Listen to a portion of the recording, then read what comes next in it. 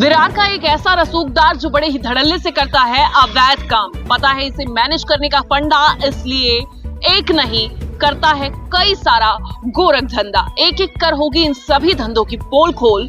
आइए जानते हैं आखिर ये जनाब है कौन। नमस्कार दर्शकों, मैं हूं आदित्य सिंह। विरार का ये शख्स एक नहीं बल्कि कई अवैध कामों में लिप्त है।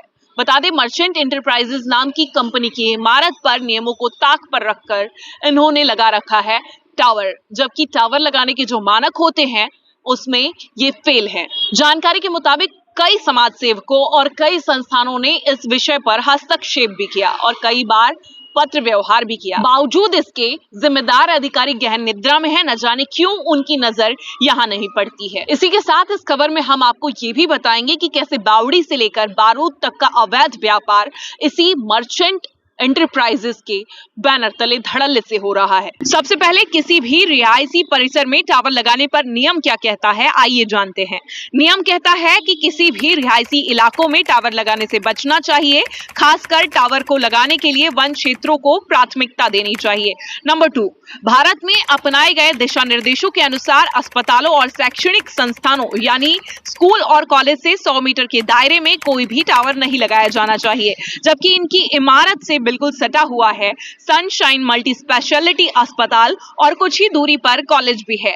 साथ ही इस इमारत से सटा हुआ रिहायशी इलाका भी है जिसमें हजारों की तादाद में लोग रहते हैं। अर्थात ये बात तो साफ है कि इन सब के बाद भी इन पैमानों को, इन मापदंडों को ताक पर रखकर इन नियमों को दरकिनार किया गया है और अवैध तरीके से टावर की स्थापना की गई है। इसके अलावा इस प्रकार के टावर की स्थापना करने से पहले पर्यावरण विभाग से एनओसी प्रमाण पत्र लिया जाना आवश्यक है। अब ये राम जाने कि इन्होंने पर्यावरण विभाग से एनओसी प्रमाण पत्र लिया है या नहीं।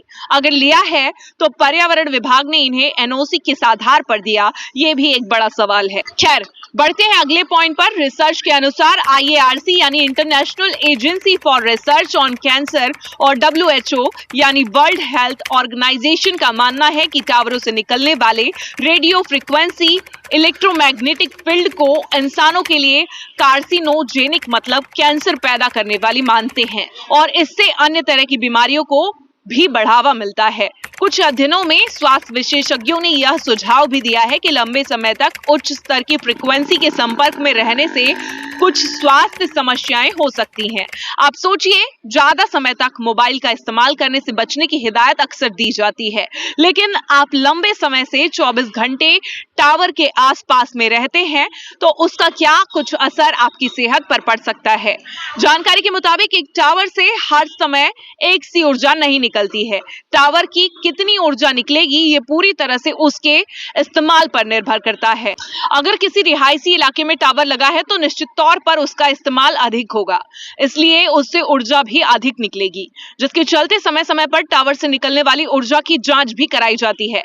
तमाम संशोधनों में ये साफ बताया गया है कि टावर के आसपास के परिसर में उससे निकलने वाली ऊर्जा का परिणाम ज्यादा होता है।